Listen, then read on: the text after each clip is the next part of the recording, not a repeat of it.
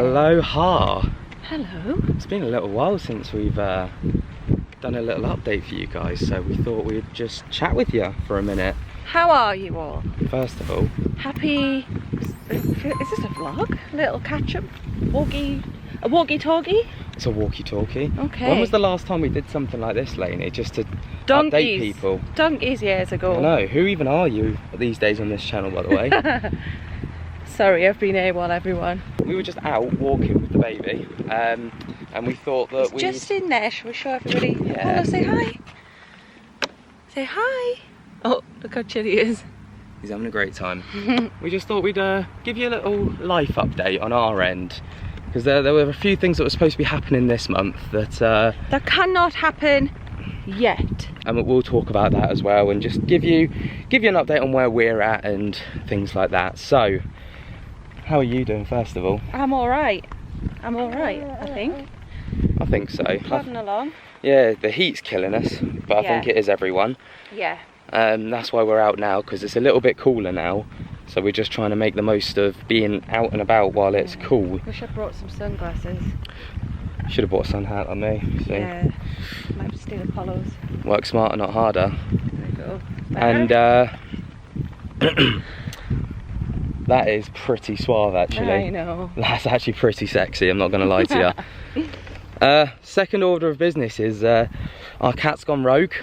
Don't know where Boo is. We've lost Boo. Well, I haven't lost him, he lost himself. Yeah, he's been missing for like coming up to 9 days now, I think. 9 or 10 days. 9 or 10 days. And it's been like the hottest 9 or 10 days so far. We've left water out and food. Yeah, in the hopes that if he just comes into the garden. Yeah. Like, thing is, like, we just have no idea where he could be. There's no... I've literally searched everywhere. Yeah. I've taken out the dreamies, shaken the dreamies day and night. Nothing, no. We found every other cat. Yeah, every other cat Literally came within stomping. like a 5-mile radius. Which literally worries me. Yeah. Because he's the one that you would usually come running for food. Yeah. And also, it's really hot. He's a black cat. I just have a horrible feeling. Yeah, I just have a horrible feeling in my gut that something's like he's been hit by a car and he's just gone off into a bush or something. And yeah, I mean, for the first few days we were like, well, he's done this before, he'll come home soon enough, like, you know, he'll just come back. But we're getting to the point now where we're like, yeah, maybe he's not going to come back. Like, he's chipped and everything, and we've like registered him as missing and all the rest of it, and we put out on the local Facebook pages, seeing if anyone spotted him, but yeah, as of yet, nobody's seen him.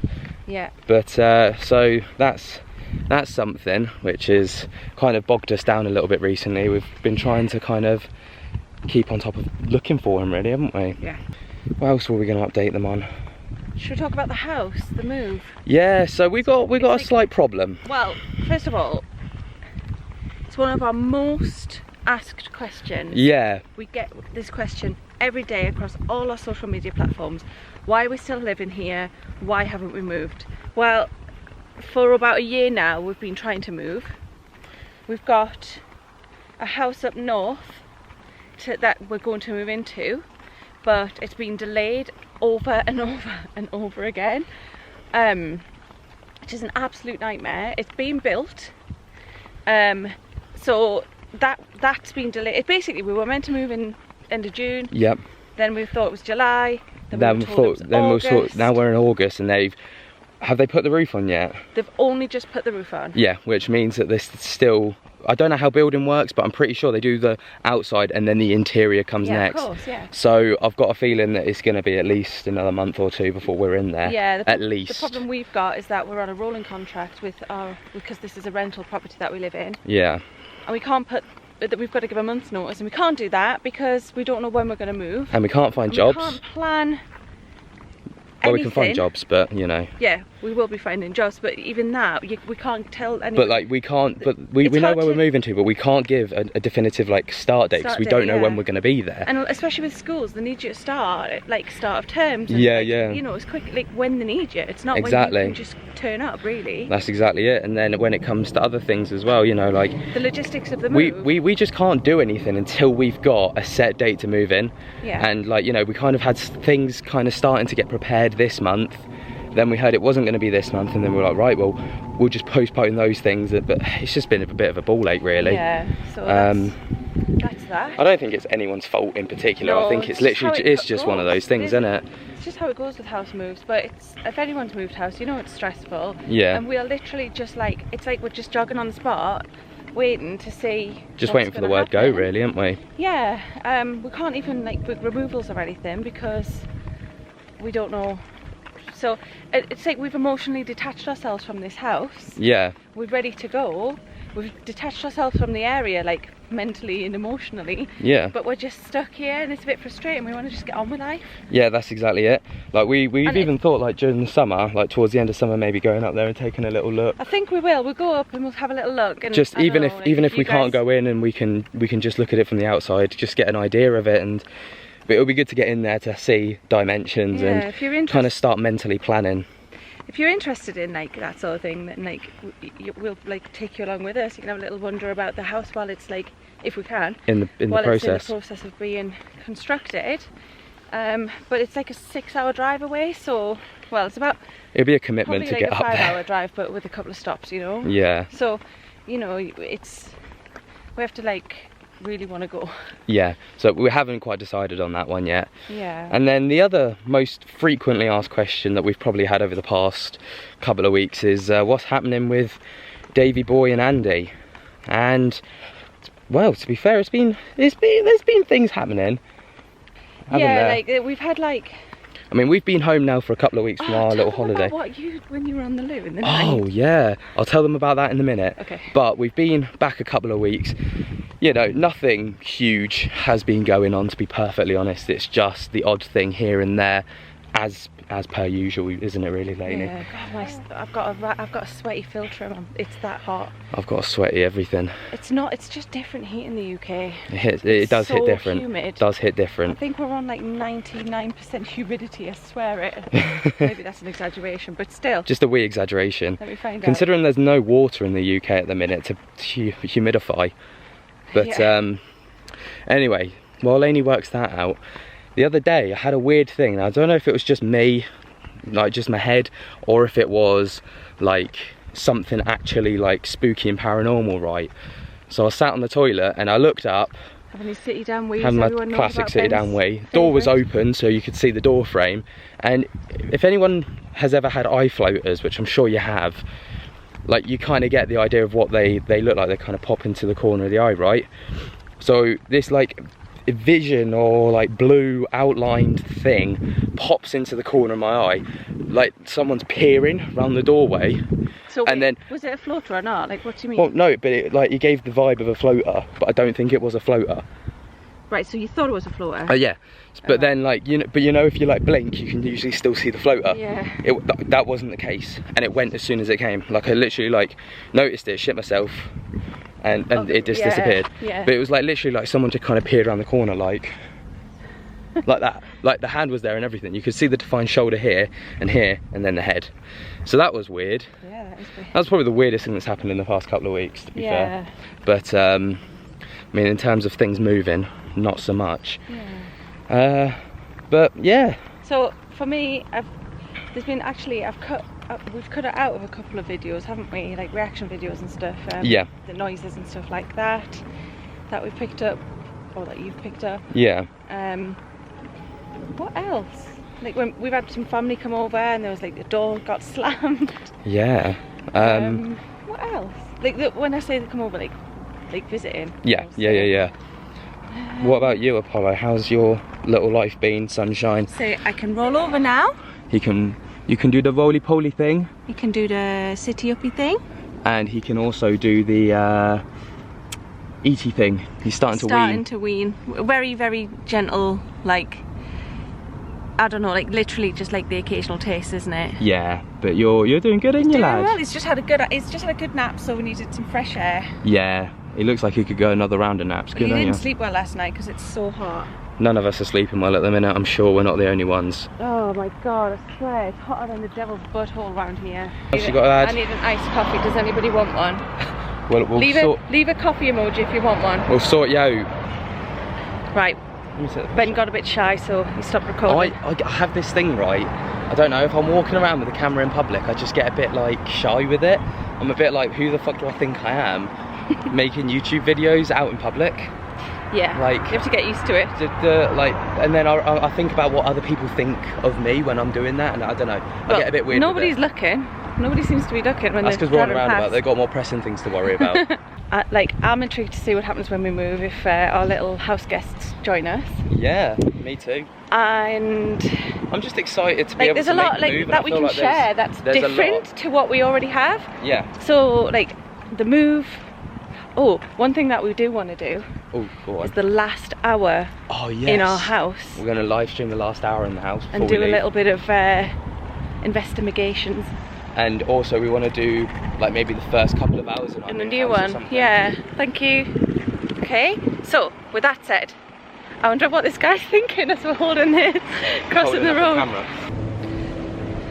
What's better, taking your bra off at night or walking into an air-conned shop?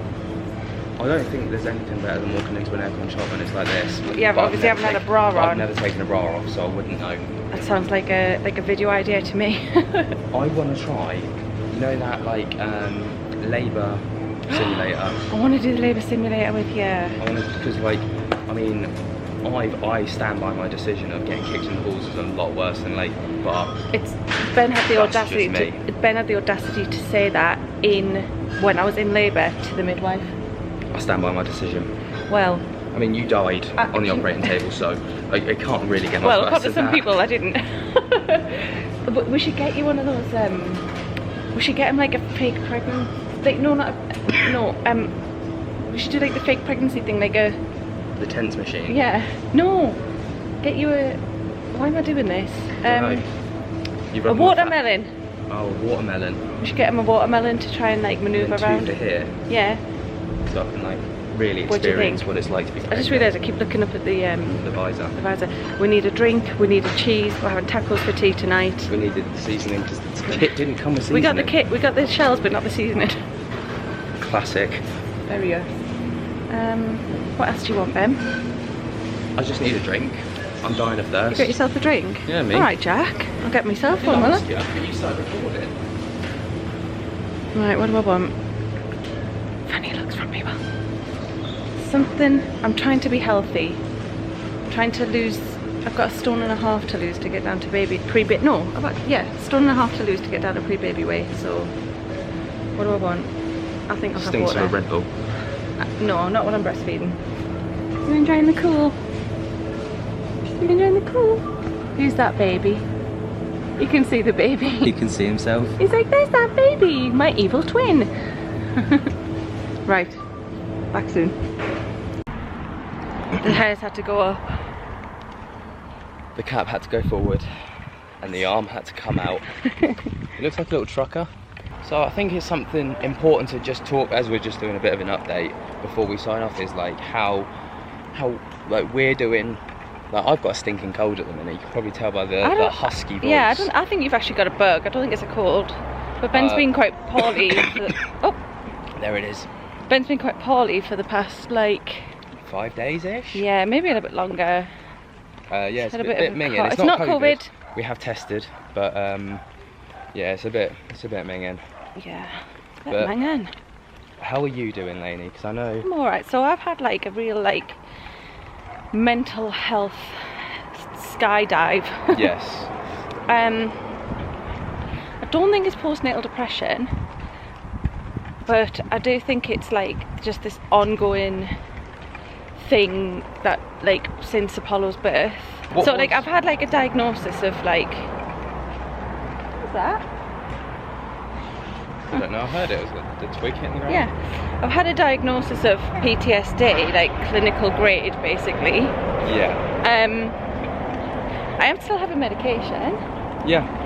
And I'm like trying to like do other things to help myself, make sure that I'm like doing some exercise and... About how I had to take over? Yeah, because I've not been able to like get out of bed and stuff. I've been like struggling to. Yeah, but I think... Thank God for this angel. Well, but the same for you, because there's been days where I've been a bit like that too, because like I think we've both taken a bit of a hit, so we took a little bit of a break, and so I'm sure you we had a couple of weeks off. We took a couple of weeks just to kind of regroup our thoughts, because we just weren't enjoying what we were doing at the time, and it was getting like poorly received, and we were just like, right, we need to take a step away, reevaluate things. She was here. Yeah, and then we just go again another time. Yeah. And so that's what we did, and that's, I think it's been for the better actually, because we've come back recharged and refreshed. Yeah, I feel better for having a break from social media. Sometimes like the life has a way of like forcing it upon you. Yes. Takes it out of your hands. But I also feel like what was really good was that you got so you had a consultant, didn't you, write or put what happened to you in writing, and it literally detailed exactly what happened, why it had to happen, why it did happen in the first place. Like the terminology and stuff. So the consultant, like she actually... This is to do with the birth, by the way. Her secretary contacted me and invited me to an appointment to talk about anything that I needed to talk about. So my local NHS like authority or whatever, they offer this thing called a reflections service, which is where you can make an appointment and you can go and speak with people who understand like the lingo. So it could be like midwives, a consultant, I don't know, but people who know what they're on about. Yeah. They'll pull your pregnancy notes and they'll go through it and they'll explain things and all of this. Anyway, we haven't done that yet because I'd like Ben to be there, and also like for other reasons, like I can't bear the thought of having to go back to the hospital to have any more appointments, having like had a ridiculous amount, and I'm finding going back there traumatic. It kind of like triggers the feelings, like the trauma and stuff, which is something that I'm working on with like my doctors. Like my mental health doctors, who have been incredible, if I'm honest. I agree. So the consultant called. I don't know why I don't know if I was in her sight but for whatever reason, her secretary called and invited me for an appointment, and luckily I was allowed to have one on over the telephone. Yeah. So it was about an hour long. She was fantastic. She answered questions that I had. She spoke to me through my notes and explained why things went wrong, which was really, really interesting actually, because there were things that I knew when I was in labour that things were going wrong, and I was literally like turning to Ben and going, this isn't right, and in my like instinctively I knew things weren't right. And then it was very confirming that my instincts were like it was true, like what was going on and stuff, which was also like very like, I don't know, it eased my mind a lot. Yeah, I agree, but just to have the in writing what happened, why it happened, how it happened, and what the doctors did and why you felt the way you did. Yeah, like just to have it go on. Down to like his position. Yeah. When they opened me up, like the checking my bladder for like how many centimeters dilated I was by the time I got into the operating room, like what they did once things had started to go wrong with the anaesthetic with me, like things that I hadn't, like I knew what happened but didn't understand because I'm not a medical professional. And so I have found that it brought a tiny bit of closure. It brought me closure, but it also brought new questions and stuff. No, not so. Yeah, it did bring more questions, and I am able to go and ask, but it kind of it opened up wounds that were like starting to partially heal through like me just thinking I've just got to get on with it, because so many people have said to me, but you know what, at least you're here, you're still here. And it almost, yeah, you're right, I am still here, and I'm so glad I am, and I'm so grateful, but it almost like invalidates the fact that what happened. It's almost like yeah, shit hit the fan, but at least you're still here. So I almost feel like what people are saying is like, so just get on with it. And I can't get on with it because I'm stuck in this like internal cycle of like the terror that it was terrifying. Yeah, I understand that. Like I would literally I faced my own mortality, and like there was so many things that went on in my head that I just have to work through. Yeah, I think anyway, it's one of those things that's gonna take a long time, like longer than. Yeah, and I think like for me, like, so the consultant, after each appointment, they write to you and about exactly what they've discussed, and they send you a letter, and they send your GP a letter for their like files, which was brilliant. So it was good to see it in writing after having the conversation, because Ben wasn't part of that conversation, so he got to be aware of it. And we could also like Google like terminology and better understand it, and like see pictures of like Apollo's positioning and when he was in me and stuff like that, which was very helpful. It creeps up. Yeah. So I could just be like in the middle of doing anything, making dinner, I could be watching a TV program, I could be trying to go to sleep, and then just suddenly like these like feelings, like the feelings are, it's not just like a thought that pops into your head, it's like a feeling that just like hits you, like it's like slaps you in the face, and like it's almost like you're not back there, but the feelings are make you feel like you're back there. It's so strange, and it could be things that I don't even realise are gonna bother me. So I think like having this like recent like dip in my mental health, I know it's like, I know why it is, I know what it's from and everything, but it's just like hard to accept that it's happening because it's inconvenient. I want to move on and get on with life. I want to be 100% for Ben and Apollo and my family, and of course I want to be my head in the game, because we're getting ready to move and there's a shit ton to do, and it's just inconvenient. And I also feel like it's important to speak about, because if I'm experiencing this, and then there's many other people who are too. I agree, and like that something again that like was so heartwarming after we like kind of spoke about what had happened with you, was how many people actually came forward and said that they had experienced similar, if not the exact same, or they knew somebody, you know, or they knew someone had been through something similar. And it that's what the purpose of the video was to kind of reach out to those people and be like, look, we've been through this, have you been through this, let's talk about it. Because like something that we struggled with for a little while after was like, and even to this point, like I've got friends who have had kids and, you know, and things like this, and it's like, you know, you can't talk to them about their births,